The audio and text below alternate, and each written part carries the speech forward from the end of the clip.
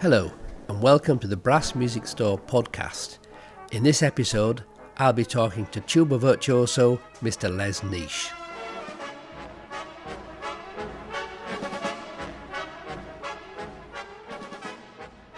So here we are, Fermanagh Tyrone Brass Band Summer School with course director Mr. Les Neish, fabulous tuba virtuoso, sponsored by Buffet Crampon. I was going to say Bessem, but that would have been going back a few years, Les. So first of all, Les, what does as a professional tuba player, what does a week for Les Neish look like? That's an interesting question. I think the first thing I'd say is a week for me is never the same, to be honest.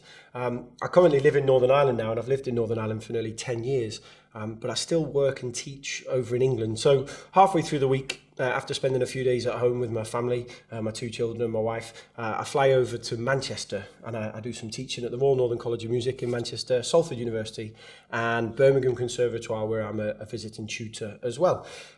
And then that sort of takes me to the weekend, where probably my favourite day of the week actually is Saturday, when I get to go to the junior RNCM, and I've been a teacher there now for almost 10 years as well. And in fact, my link with the junior RNCM goes back a very long way, almost 20 years. When I was a young 17-year-old, I went to the junior RNCM myself and then went to the senior college. So I really enjoy going there on a Saturday and doing my teaching. And currently in September we'll have 7 tuba players as part of the junior RNCM, which is the highest number we've ever had. So I always look forward to my Saturdays. And then when I finish on a Saturday, I take my little flight back home and I'm usually home for my dinner on Saturday night. So that's roughly how a week looks. And then obviously on other occasions, if I'm away on tour, I could be abroad doing other solo concerts and engagements as well. And when you say junior RNCM, Les, what age group are you talking about? That runs from players that are under 18, so it runs up to 18, and we have players that are young as 9, 10 and 11 as part of our foundation section that makes up the junior RNCM. And they're youngsters that just come every Saturday during term time. They have a lesson on their principal study, so obviously all mine are principal study tuba players, the ones I teach, and then they also have a lesson on a secondary instrument, which is piano, and then there's also oral, theory, harmony, composition lessons that happen throughout the day. And then towards the afternoon, they all join into an ensemble. So at Junior RNCM, we've got a brass band, which we rehearse every Saturday afternoon. And there's also a symphony orchestra, a wind orchestra, and there's also some small chamber groups as well. We've got a brass quintet, and on occasions, we've even had a tuba quartet running throughout the year as well, just depending on the numbers that we have. Okay. And these kids that go through the junior college, then, would the expectation be that they would mainly then, at post A-levels, head on to a major conservatoire? Yeah. Many of my students go on to study music. Some of them actually go on to university to study music. So I've had a couple of students that have done the joint course with the Royal Northern College of Music and Manchester University. I've had a student that also went to Oxford to read music, actually. And then many of my students do go on to conservatoire. And actually, not all of them go to the Royal Northern. So many of my students have gone to study at the Academy in London or the Guildhall. Some have actually gone up to the Royal Scottish Conservatoire as well. So yeah, it puts them in good shape, really, in preparing to go for conservatoire auditions and thinking about a career in music, really. Yes, okay. Because, of course, the big difference from my day, which when I was at the Academy, that was back in the 70s, was, and now, of course, there's no performance course anymore. It's all graduate course. Yeah, that's right. Yeah, so even when I studied, it was a graduate course, rather than performance. Obviously, it's still heavily weighted towards the performance as well. But yeah, there's quite a lot of other strands to it now that on top of just the performance. And actually, I'm sure it's the same at all the colleges, but at the Royal Northern now, they try and encourage what we would call like a portfolio career. So, students are taking lectures in the art of, how to market themselves, how to use social media, how they deal with agents or concert promoters. Because really these days in the profession, the days where you would just go and get a job in an orchestra, especially for a tuba player, for instance, are kind of few and far between, really. So the colleges, I think, now try and equip the players with more tools, really, on top of their playing to enable them to make a living, really, which is the most important part. Well, that's what it's all about, Yeah, isn't it? it sure Being is. original and feeding the kids. I mean that's bottom line, and that's a massive difference from my day. I mean, I was in the academy in the 70s, and it was a disgrace, to be honest. Absolute disgrace. I mean, other than your first study with the professor that you got, everything else was shambolic. Right. And you were just thrown out at the end. As you said, unless you got a job in a symphony orchestra, which for trombone players like tuba players are few and far between, you're almost unemployable. Really. That's right. Yeah, Exactly. exactly. It's a good thing that it certainly has moved into the 21st century. From my end of having been worked for music service for many years here in the Western Board, what was the Western Board, our perception is that the standard of kids that we're turning out now is a lot lower than it was 40 years ago, due to financial constraints and whole class teaching, which to me is a very much been a double-edged sword. Would that be your perception at college level, or are you still getting lots of superstars through? I suppose really, to put it kind of honestly, I think at music college, in my opinion anyway, you'll always get really, really good players. And I think probably, I might be wrong, but in my own opinion, I think the standard of the really, really good players that work hard, I think that's probably on a par, if not a little bit higher, actually. Because I think these days people do generally work much, much harder. But then I would say sort of like the middle band of players, I would say that's probably kind of lower, actually, than what I was used to even when I was at college. But I think at the top end of the scale, it's probably fairly similar, actually, because you always get the odd player that is just a special player and works very hard, etc. But I think probably the middle group of players is probably kind of lower, actually, I would think. You always get the Philip Cobbs and the Peter Moores coming through, who are just stunning. Yes. I know I had a recent interview with Dennis Wick, and it was him that stated this, that he thought that the standard was lower than it was 20 or 30 years ago in his. But as he said, that I mean, the superstar players are always going to be the superstars, aren't they? I think you'll always get them wherever you go, really. Yeah, for sure. I always hated them, to be honest. But that's just a personal opinion. Brilliant. And working for Buffet Crampon as an endorsee. Yeah. Still with Big Lyndon Chapman at the helm. Yeah, that's right. Yeah. I've actually been an endorser for the company now for 16 years, I think. It's quite a long time. And I love playing on Best in Instruments, mainly because on my tuba I play on the model, which is a 980, which has a slightly smaller bell than the usual tubas that people use in brass bands, etc. And I've always really enjoyed playing on that small bell tuba. When I first got to college, Jim Gawley was my teacher, and he had one spare. And he kind of lent it to me and let me use it. And as soon as I played that one, I kind of fell in love with the idea of the smaller bell. So Besson started to produce that 980, and it was just a natural thing for me to get, really. Okay. And ever since, I've played on Besson Instruments. Yeah, and the smaller bell, does that focus the sound more, do you think? I kind of think it does, yeah. Lots of people sort of worry and think that it makes a small sound. In a funny way, actually, because the bell's smaller, I find that the instrument projects better than if it had a larger bell. So it's probably slightly smaller sound, really. But in terms of the projection and the clarity of it, I think it's a great benefit for me. Yes. I think that the trend for bigger and bigger instruments, certainly on trombones, I remember going to hear a championship section band, I won't mention who it was, but it was in the Spa Grand Hall in Scarborough, which is my hometown, and I was sat at the back of the hall, and the bass trombone player had a massive, I think it was 10, 11 inch custom made, whatever it was, Getz or Rath or something. And when the trombone section played, you couldn't hear the bass trombone player at the back of the hall. You could hear the two tenors whacking it out, and the bass trombone player you couldn't hear. And I thought, wow. That's the thing. I see it with tubas as well. Really, everyone wants a bigger bell and a huge mouthpiece, and it kind of makes life tougher in a way. I find. Yes. I find it much easier. I'm sure those sections sound fabulous. For sure. But at the back of the hall, you definitely couldn't hear the bass trombone player. Yeah. And are you doing much travelling for Buffet Crampon? Yeah, I spend probably every month now. I'm out the country at least once or twice, and the last couple of years have been very busy. I'm still playing with Brass Band of Battle Creek, so I go out to America a couple of times a year. I was out in Winnipeg just before the start of the summer. I was in Samadan, Switzerland, only last week actually for a summer course, and then I'm going out to Norway. November, I'm adjudicating at Sidis, which will be good. Their entertainment contest. I've never been there actually to listen to that, so I'm looking forward to that. And I've got another tour back out to Winnipeg just before Christmas, and I've got some other trips as well. So yeah, I'm usually out the country now, once or twice a month. Yeah, okay. Which is fantastic, really. Yeah, good stuff. The Battle Creek's an interesting outfit. Is Steve Mead still doing that? Yeah, Steve's been doing it a very long time. And Roger and the lads all. Smith Roger doesn't do it now, actually. And Owen Farr. He's helped out the band over the years, but now Owen's been in the band for the last sort of 12, 18 months. Okay. So he's now the solo horn, which is great for the band, it really is. No better man than It's unbelievable. Absolutely, yes. So there's myself on tuba, a guy called Mark Frost on bass trombone. Oh, I know Mark, Steve Mead, Owen, and then we have a guy called Phil Randall who also comes out, or Martin Armstrong. They kind of do a rotation and they play first horn next to Owen. Okay.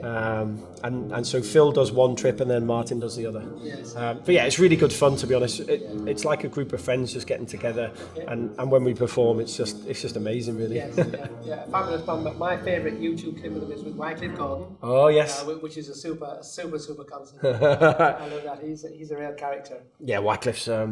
He's kind of like a force of nature, really. He is, absolutely.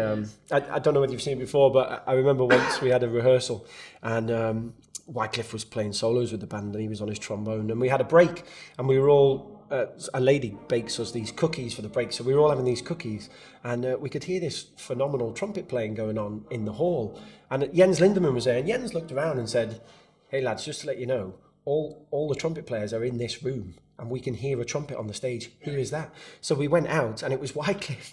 Wycliffe had picked the trumpet up and he's got a special adaptive mouthpiece, which means he kind of plays on his trombone mouthpiece and it goes into the trumpet. Okay. And he was just playing away and he sounded better than any of the trumpet players in the band. It was unbelievable.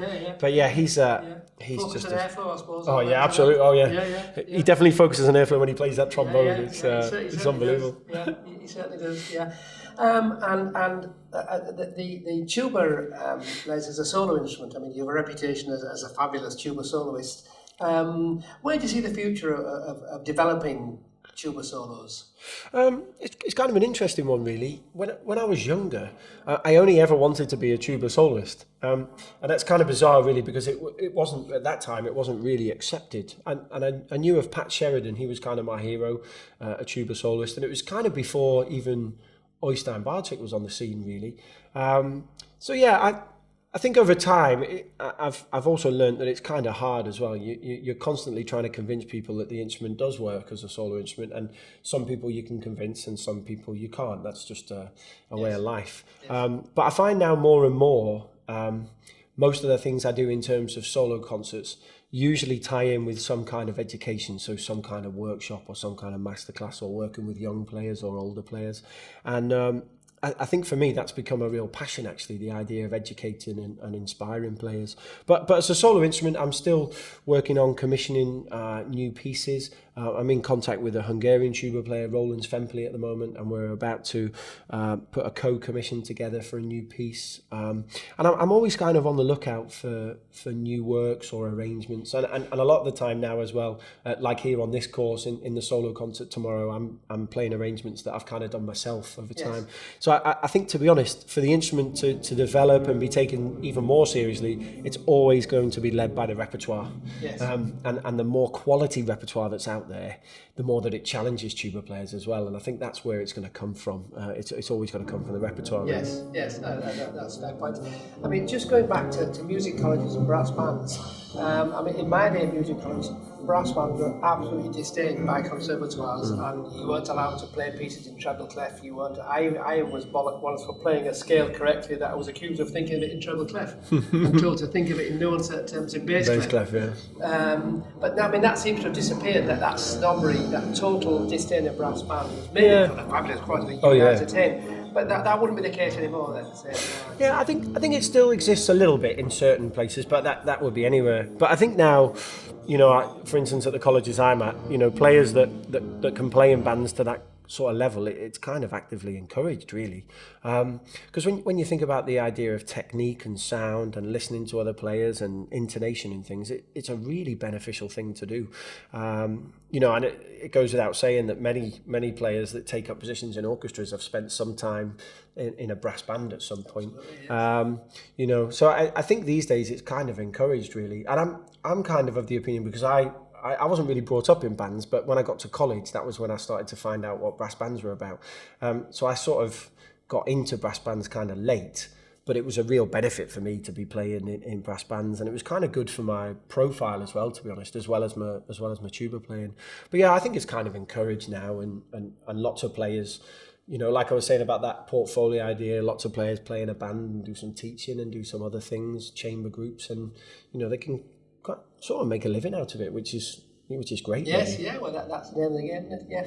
And I said to the other guys we've done podcasts with from the Fermanagh Brass Band Summer School, Stevie Crooks is a force of nature, isn't he? Yes, He's a absolutely. great guy. Yeah, he's. I've known Stephen for a very, very long time. Actually, when I first started coming over to Northern Ireland, it was a long time ago now, but I was on trial with the Ulster Orchestra when the tuba position was up. But I think I was only maybe 19 or 20.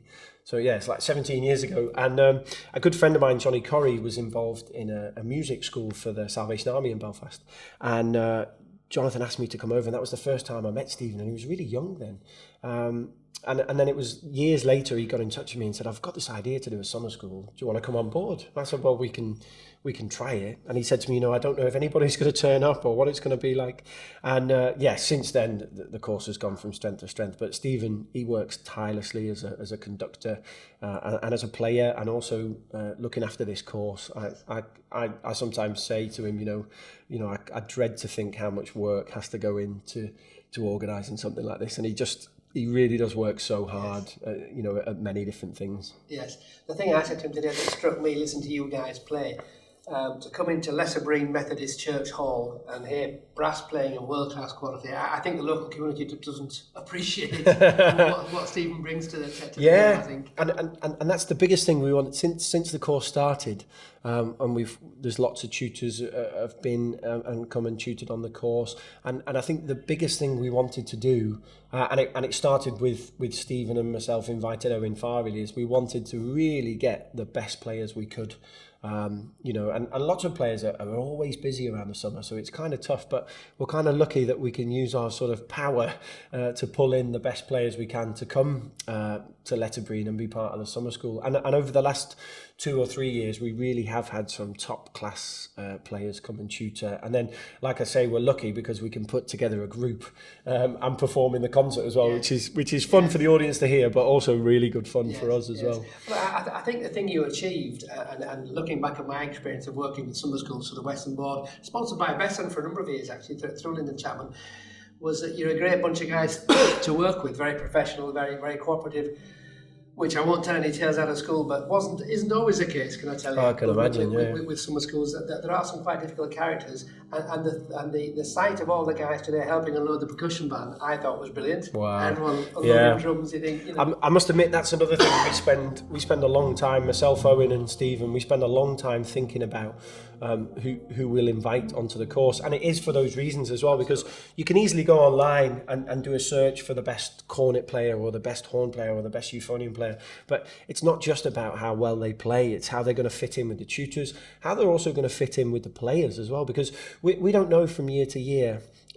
Well, first of all, we don't know how many people are going to turn up, and we also don't know the age range. Like, for instance, on this course, we've got a young girl on trombone who's only 9 years of age, and then we'll have lots of players that are much older than that as well. So it's really trying to find a tutor that will be able to not only play fantastically well, and not only take part in the course, but also to be able to teach such a wide range of ages and skill levels, because we don't hold any auditions, or there's no, you know, anybody's welcome to come. And when we think about tutors, we spend a long time thinking about how the tutor's actually going to fit in for the few days, because like I say, it's not difficult to find really, really good players, but it's hard to find the complete package. So yeah, every time we spend some time thinking about who we're going to get, that's the biggest thing, you know, how they'll fit into the sort of group dynamic, really. Okay. Well, it's just in closing to say, I mean, you're doing a fabulous job, and it's great to see you all giving back to the great brass band movement, which is a movement that we all spend our lives in various situations working for. So, Les Neish, enjoy the rest of the festival. Okay, thanks very much. If you've enjoyed the podcast, please let your friends know and leave a review on Apple Podcasts. You can follow us on Twitter and Facebook, or you can check out our website for all the latest arrangements at brassmusicstore.com.